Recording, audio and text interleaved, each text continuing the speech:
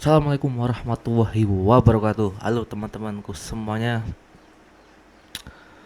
Menarik sekali ya. Kita akan bahas di sini bagaimana strategi Pak Prabowo untuk memberantas korupsi di negeri kita, teman-teman ya. Memang korupsi ini sudah lama jadi penyakit yang kronis buat negeri kita ya. Karena eh, dari proyek ya, dari suap menyuap dan sebagainya, bahkan dari sistemnya pun itu sudah eh, korupsi, teman-teman ya, sampai pengadaan barang, pengadaan jasa dan lain sebagainya. Namun di pemerintahan Pak Prabowo ini ya, saya mengakui eh, ini banyak sekali penanganan-penanganan yang sudah ditaklukkan oleh Pak Prabowo ya, karena beliau sangat tegas sekali ya, keren sih ya. Nah ini eh, strategi utamanya itu bukan hanya menghukum koruptor, tapi memperbaiki sistem agar peluang korupsi itu bisa ditekan sejak awal, teman-teman ya. Nah ini keren, menarik sekali ya. Kita eh, tonton ini bagaimana cuplikan Pak Prabowo. Ada di gudang-gudang pemerintah Republik Indonesia hampir tiap hari kita membongkar kasus-kasus korupsi dan tidak akan berhenti.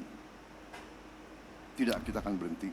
Hampir tiap hari. Dan saya tahu ada penegak hukum yang diancam. Saya tahu, saya dapat laporan.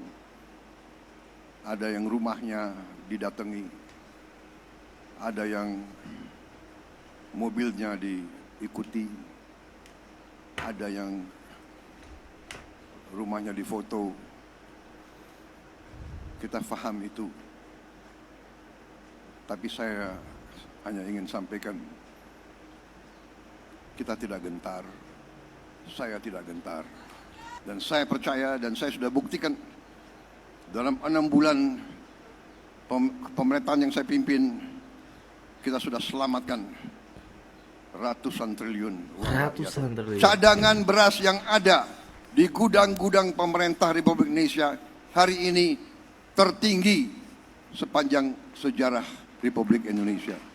Masa depan kita cerah, walaupun ada yang ingin mencitrakan seolah-olah masa depan kita tidak baik. Kita hadapi banyak tantangan, kita hadapi banyak kesulitan, tetapi kekuatan kita besar asal kita bertekad memiliki pemerintah yang bersih. Sebenarnya di masa Pak Prabowo ini kita diminta untuk sabar, teman-teman ya, karena namanya beres-beres, bersih-bersih itu ya, uh, uh, kadang terkena kotorannya juga gitu loh. Seperti Pak Prabowo ini mungkin kena kotoran juga, banyak kotoran sampah-sampah, bersih-bersih sampah ya, otomatis dia kecipratan sampahnya juga. Ibarat kalian bersih-bersih toilet, bersih-bersih apa, sampah ya, kalau kita kan pasti kena baunya juga ya. Seperti halnya Pak Prabowo, ketika pengen memberantas korupsi, pasti dari korupsi pun akan menjatuhkan Pak Prabowo, akan eh, apa, menjegal menjegal Pak Prabowo ini, biar dia terkena baunya juga. Ini masyarakat kita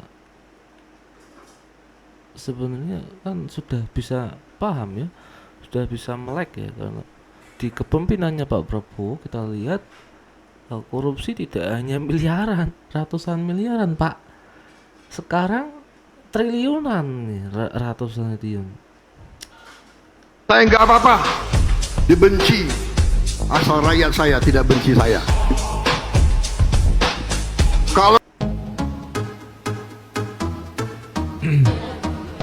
Nah ini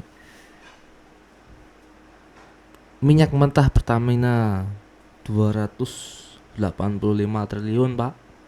Itu uangnya seberapa? Orang yang kemarin 13 triliun aja kelihatan banyak banget. Gila.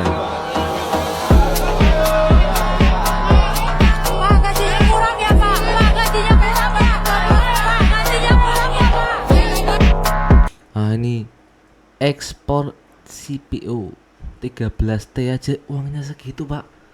Gila, gila.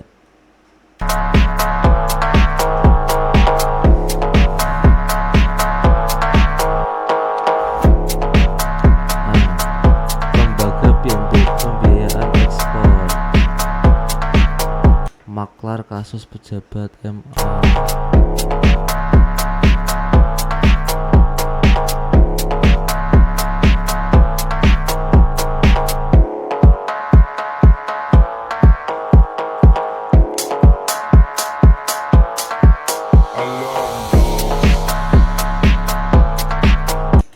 Oke ya, ini salah satu besar semua ini, gede-gede ya.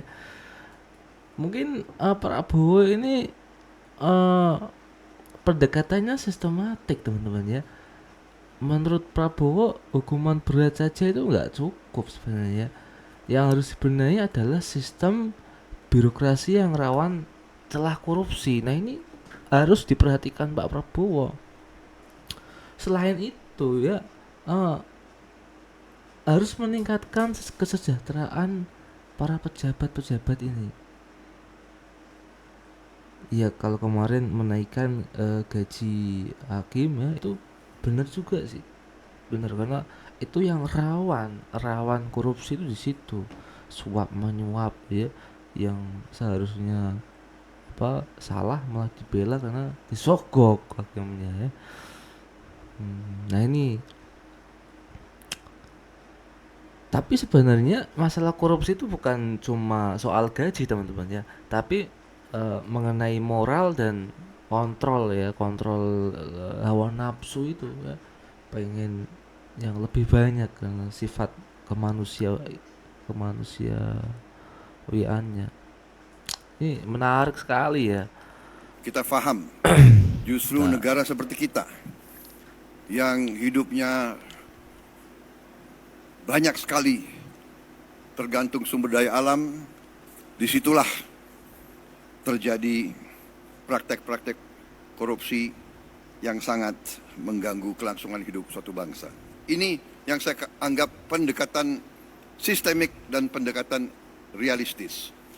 Pejabat-pejabat yang memegang anggaran besar, kualitas hidupnya dan penghasilannya harus sesuai. Sekarang direksi perusahaan swasta, bahkan perusahaan BUMN, gajinya jauh lebih besar dari Panglima TNI, dari dirjen-dirjen, dari menteri-menteri yang memegang anggaran negara yang triliunan.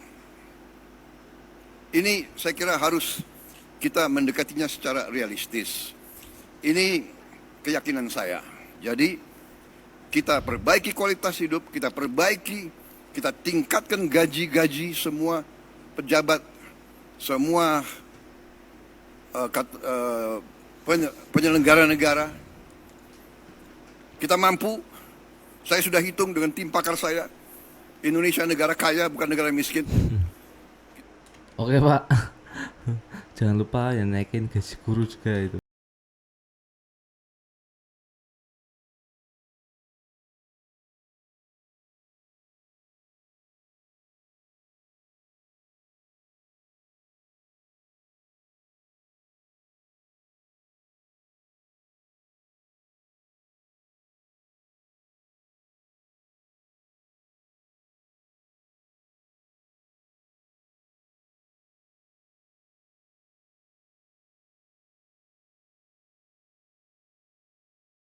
Kita berhasil mengalihkan 306 triliun rupiah anggaran negara yang rawan korupsi, kita alihkan untuk program-program pro rakyat. 300 triliun, ini yang kita pakai untuk langsung ke rakyat. Kemudian kita bertekad tidak ada kasus-kasus korupsi yang tidak bisa diselidiki. Tidak ada, no more untouchable, nggak ada yang untouchable lagi. Saya terima kasih penegak hukum yang tegar meneruskan tugas yang mulia ini. Juga penegak hukum telah berhasil menyelamatkan lebih dari 1.000 triliun kerugian negara. Ini yang kita 1.000 triliun, Pak. Itu kalau berputar lebih di dari 4 juta hektar. Gitu, kipas-kipas gitu ya.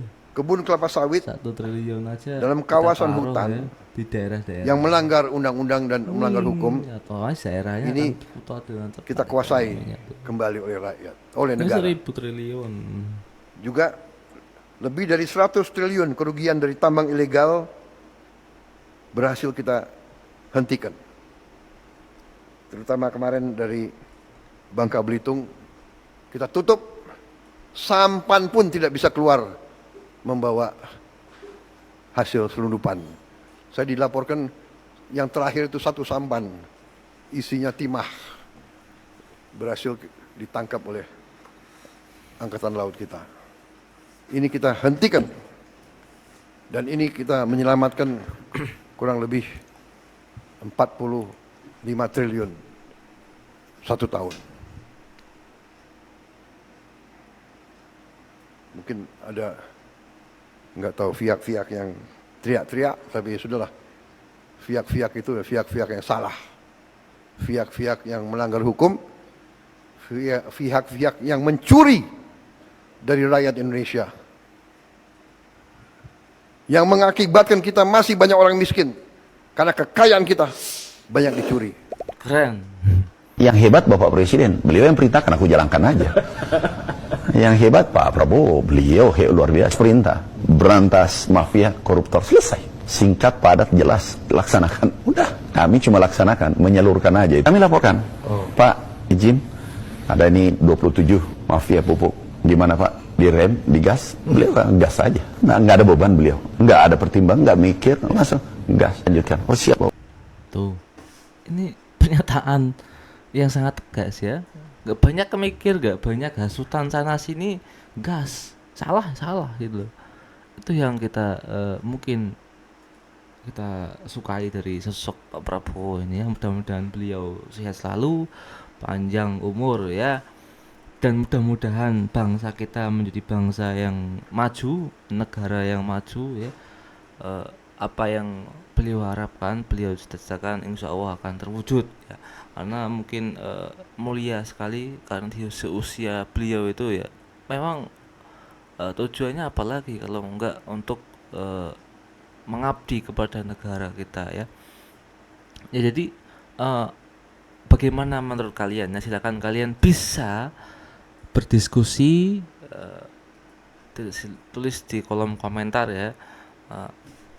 Apakah Pak Prabowo hanya sekedar janji politik atau memang benar adanya untuk memberantas korupsi di negeri kita ya. Sekian dari saya. Assalamualaikum warahmatullahi wabarakatuh.